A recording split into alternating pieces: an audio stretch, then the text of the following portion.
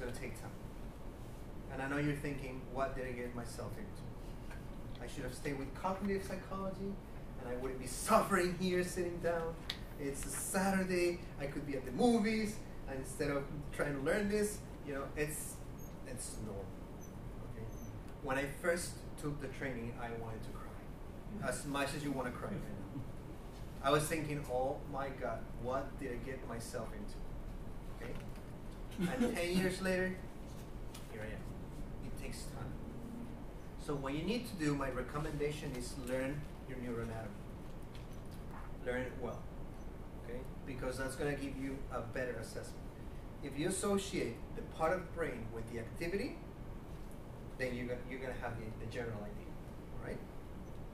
So that's C3, C4 that's what you have. Sorry, let me go back to, let's go to the midline. So CC, attention, motivation, compulsions, tics, and perfectionism. Okay? So start learning them. You're going to learn it. And the more you do it, the more second nature is going to be. When I first learned it, I would have to go back to the book and remember it. You know, and the more you do it, the easier it becomes. So I'm going to give you some protocols based on this that can help. Somebody was asking me about fibromyalgia. You can trade FP1. If you want to write it down, you can write it down. So if you want, for fibromyalgia, FP1 with the eyes closed, it's very useful. And basically what you want to train down is the fast activity. Anything above 12 hertz.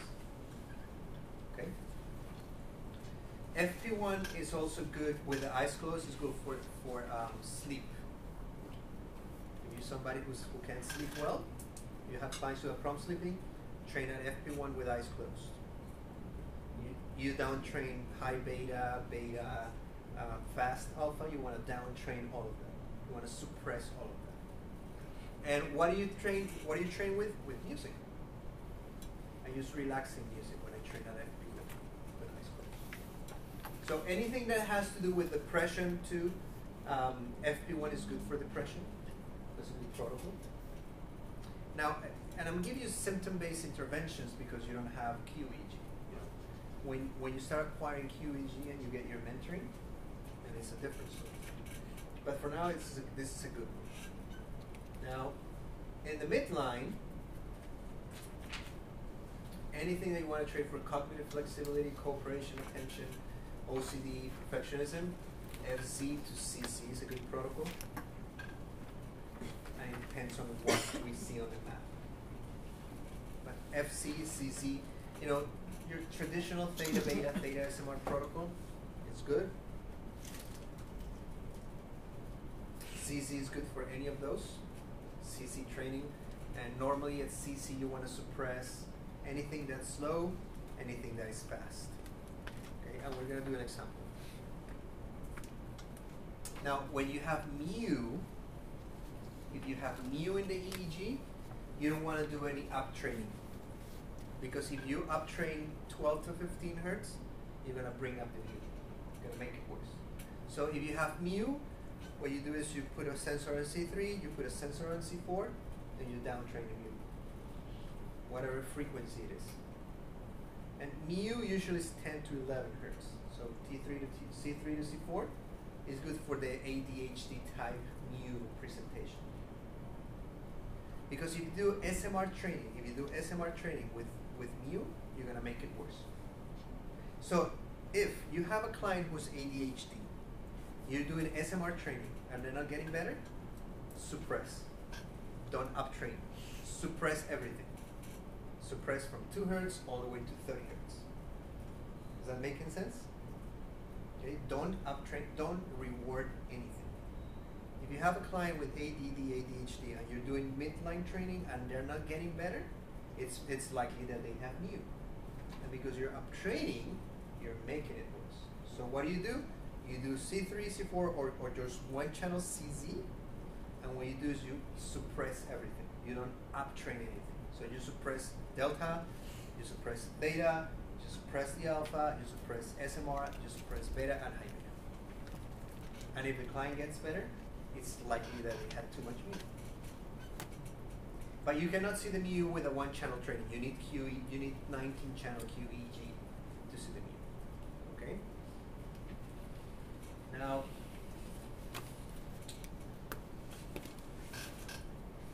for the parietal cortex, the left cortex is for problem solving and math and complex grammar, attention association, right?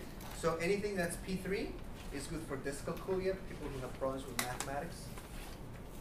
It's people with dyslexia or any writing issues. P3 is good.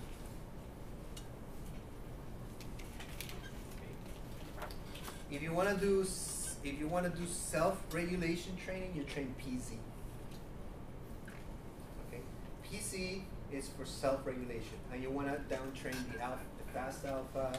You want to downtrain the beta. You want to downtrain the high beta. Okay, anything like that.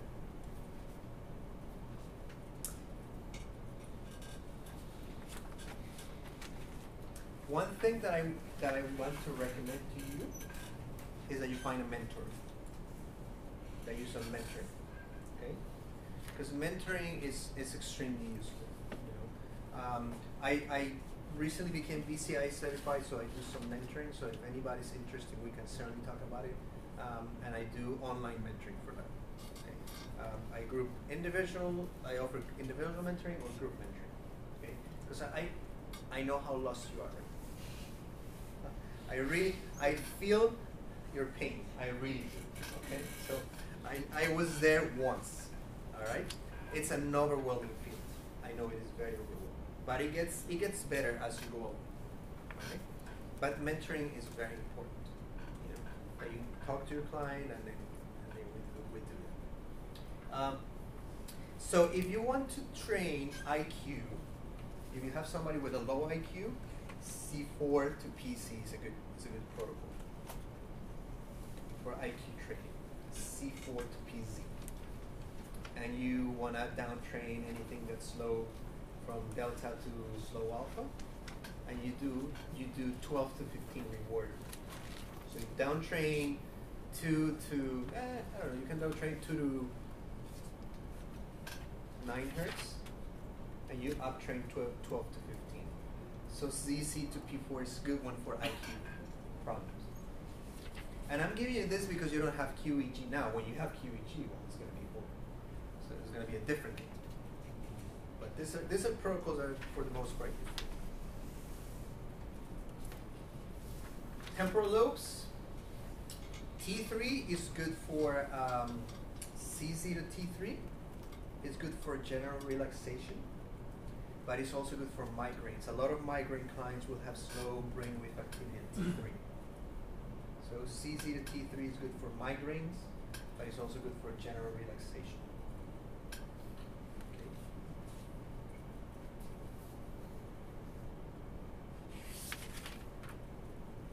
So it's just a matter of learning your neuroanatomy. Okay, and in the slides we will have all the functions by. These are broken down by area and by Brodmann area. Okay, so I don't want to spend too much time on this because it's not so it's something you have to study on your own. Okay, but learn your neuroanatomy. You really have to know what part of the brain does what. Okay, so that brings us back to the EEG. So it brings us back to this right here.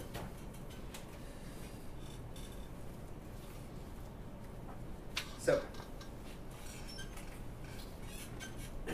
this is how it goes for this person. First of all, we have a lot of slow brainwave activity at FZ. That's going to be rumination, hypervigilance.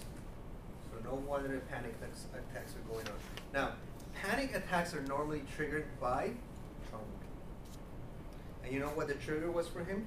His mom was recently diagnosed with terminal cancer. That's when the panic attacks started. And every time he goes talk to his mom or sees his mom, it triggers them again. So we need to do some preparation work because his mom is going to pass with us. So we need to prepare him for that. there's nothing at this point that can be done about it. Okay? So FC is a good protocol. So I'm doing FC to T6 with him right now. And it's calming him down. Okay, why? Well, because the FC is for the rumination. What is going to happen to my mom? My mom's going to pass away. My mom's going to die. And we need to break that down. And T6 because of the trauma that it is providing. That's one protocol I would do. Somebody was asking me a question this morning, and it is, what do I do? So, if I show this to you, some of you are going to agree on the protocol, some of you are going to have differences, a different opinion on the protocol. So, if I show this to you, some of you are going to say FC to T6, some of you are going to say CZ to T3, some of you are going to go T4, T5, T6, right? Who is the real expert in this case? The real expert is your client. It's your client's brain. Your client will tell you if the protocol is working for them or not. Okay? Your client will tell you if the protocol is working for them or not. So that's the real expert. You draw from your clinical experience, you draw from certain things, and you come up with a protocol. Now, you have a lot of fast alpha. See, anything above 10 hertz is generalized diffuse fast alpha, which means anxiety. So we can do heart rate variability, and we can do a treatment protocol for that. Now, where do you see it on the maps? Well, if we come here, we can see it on the maps. So let's look at the specific frequencies. There you go. So see, the cingulate gyrus is a recurrent theme. And that's why I chose to trade the cingulate gyrus. Based on what I saw in the EEG, and based on what I'm seeing on the topographies. See that? And see the fast activity? Look at that. So we can do a suppress protocol for all of those. This, we look at this bar here. Do you see it? Green is normal or ideal. So if all of the maps are green, it's a perfect brain. I've never seen a perfect brain. I have never recorded a topography that is all green everywhere. And I don't think you ever would. Everybody has something.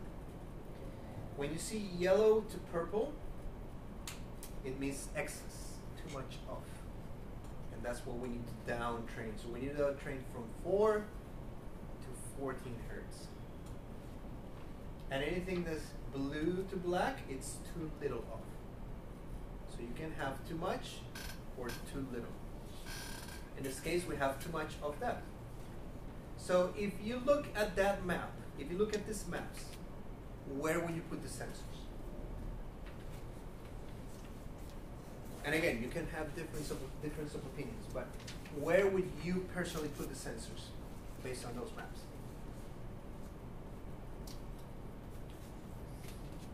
FZ, okay. Who says FZ? Raise your hands if you agree with FZ. Okay. And what else? Would you do one channel, 2 channels?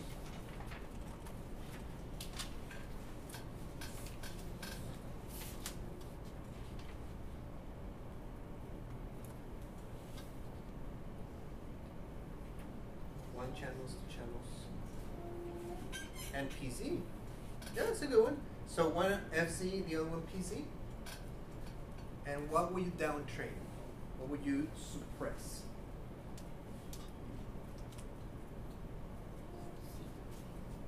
Yeah, you suppress everything that's high. So you start from 2 hertz all the way to 14 hertz.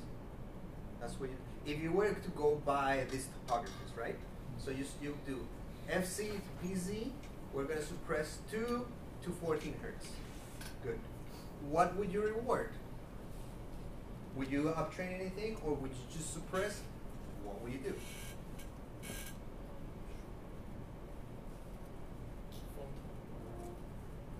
So frontal, what would you do there? Would you train something up there, or would you just leave it like that? So remember, Look at the brain waves.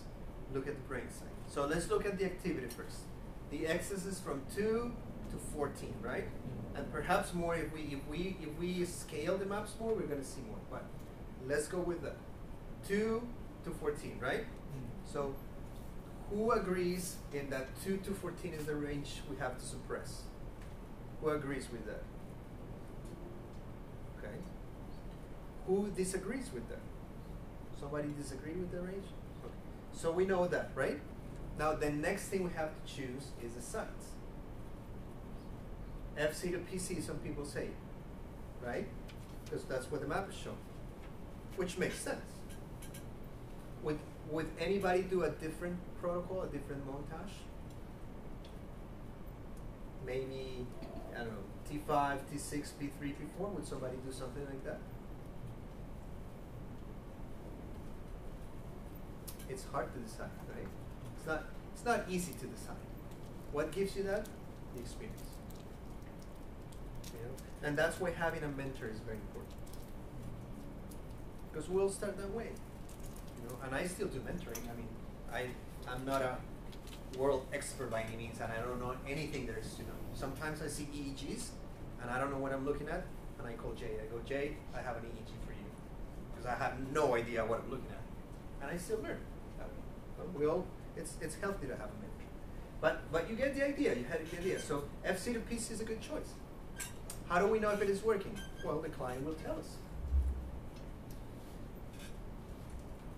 If it is working, the client is going to go, well, I'm feeling better. If it is not working, it's going to go, it's not working. And so we change it. Okay? It happens, right? Is that a little bit more clear? Or are you more confused than when you came in this morning? So let's close that one. And let's look at another one. So, all right, let's look at this 5-year-old with anger. That's a 5-year-old girl with anger issues. So, you know a little bit of neuroanatomy, you know a little bit about brainwaves. Before we look at that, what do you think is going to happen? What brainwaves do you think we're going to see? Let's start with that. Try to imagine the client coming for the EEG, and you go, 5 years old, anger issues. What kind of brainwaves do you think you're going to see?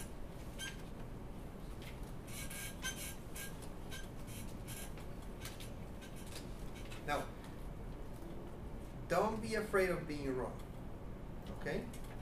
Whatever you say, it's not going to be stupid, it's not going to be wrong, it's just going to be part of your learning experience. So, anger issues. It's a 5-year-old girl with anger management issues. She's very angry, very irate, hard to control. What brainwaves do you think you're going to see? Maybe beta, okay. What else do you think you're going to see?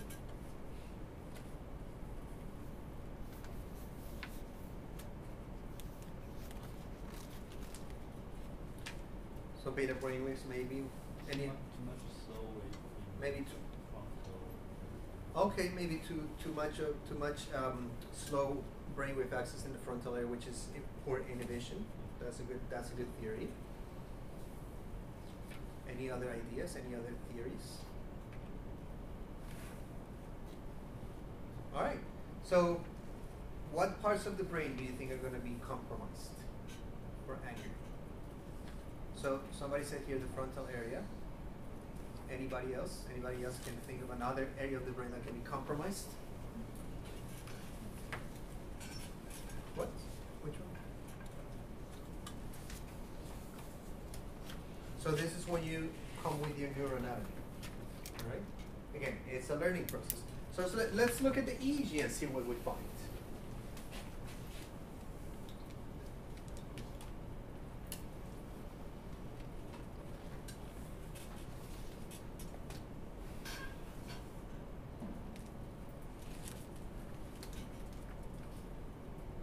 All right, there we go.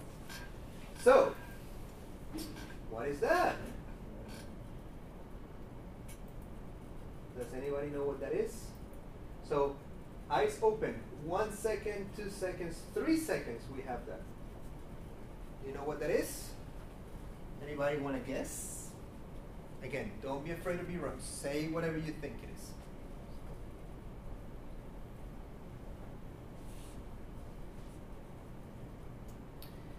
That is an epileptiform discharge called spike and wave, because you have a spike and a wave. So it's an epileptiform spike and wave discharge. Okay? And it's a temporal and parietal epileptiform discharge. Okay? What area of the brain controls anger and impulse control? Frontal lobes and what else? And your temporal lobes. So we have a little girl with an epileptiform discharge. She doesn't go into seizures. Some people can have epileptiform activated qEEG and they won't have a seizure. But they can present with anger control issues. So this is what's neat about doing a qEEG. If we do DSM-4, DSM-5, again we have a cluster of symptoms and they're going to meet those symptoms. And yeah, and at some point maybe a psychiatrist or a pediatrician is going to medicate. But think about it, what if we provide somebody like this with a stimulant? We're gonna create a big problem because we're stimulating this. And this girl could go into seizures. So she could go from a non-convulsive condition to a convulsive epileptiform condition. And I want to show you along the EEG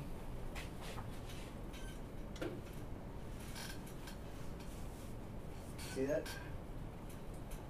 See how frequent it is?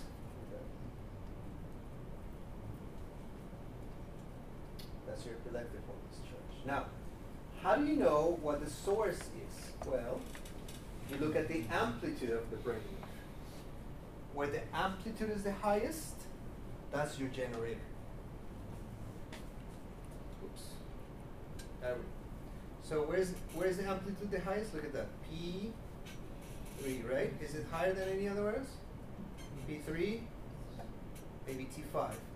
So it's a left temporal parietal, T3 to P5. That's your generator right there. So where would you put the sensor? Yeah, T3 and maybe P5, right? That's where you put your sensor. Now, what do we train? Well, we need to look at the spectral analysis to give us a better hint, right? But you're going to place a sensor there. And let's look at the spectral analysis so we can have a better idea.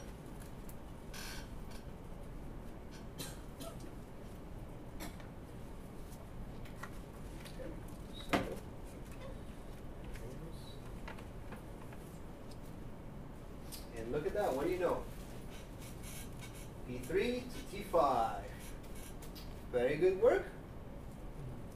You guys saw it, see? So we could place a sensor here, we could place a sensor here. Now, what are we going to down train? And what are we going to suppress and what are we going to reward? What's that right there? Delta, theta, alpha, and beta.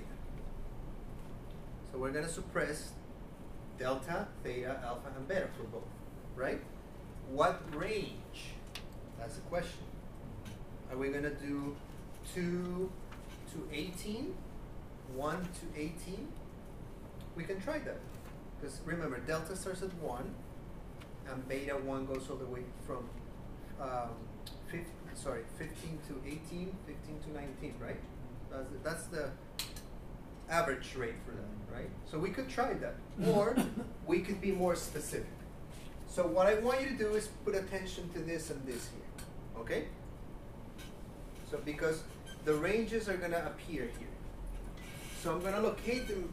I'm going to put the mouse here. And I want to show you. All right. See that here? So let's go into that.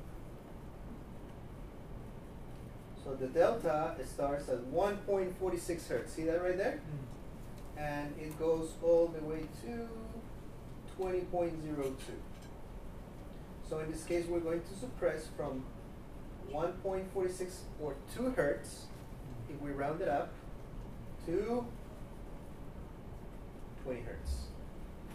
So we're going to suppress 2 to 20. That's what we're going to suppress. So that's your suppress. You're going to do a P3. Let's assume we're going to do 1 channel training. All right? That's P3. All right? So we're going to do P3. We're going to suppress 2 to 20 hertz. What are we going to reward? 12 to 15.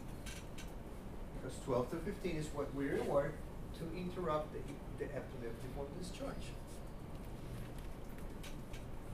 Right?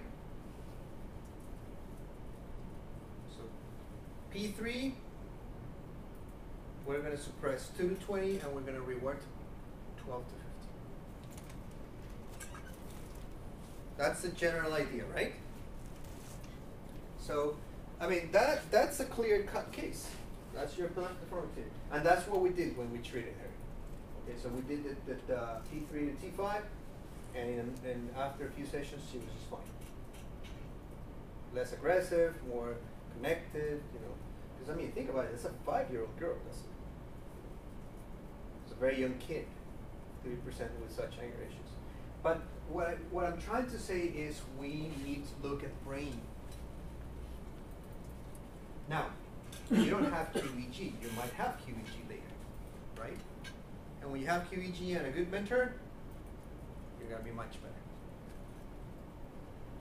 Right?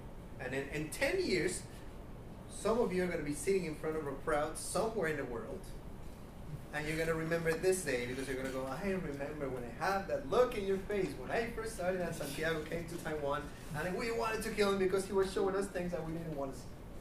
Right? 10 years from now, you're going to be laughing at this and you're going to go, huh, I remember. Just when I was 10 years ago. Okay? So that's a good idea. So is that more clear now? Now let's look at another one, and we'll go into some demos because I want to show you the specifics of that. So let's do this one is an ADHD case. Okay? And I want to show you something very important and very interesting. All right. So, anything grabs your attention? See that right there? Looks familiar? What is that?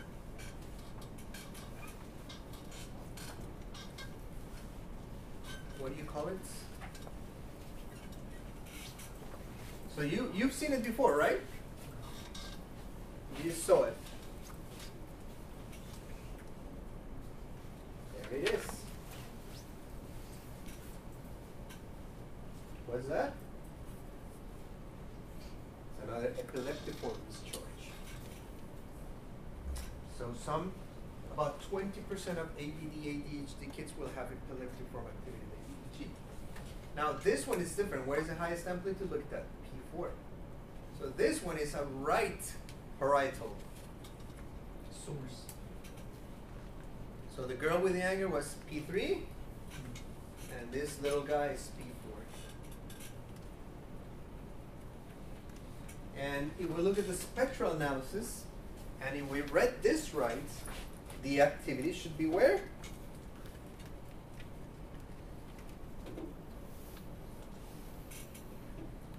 Four. So let's see. Oh, what do you know? Look at that.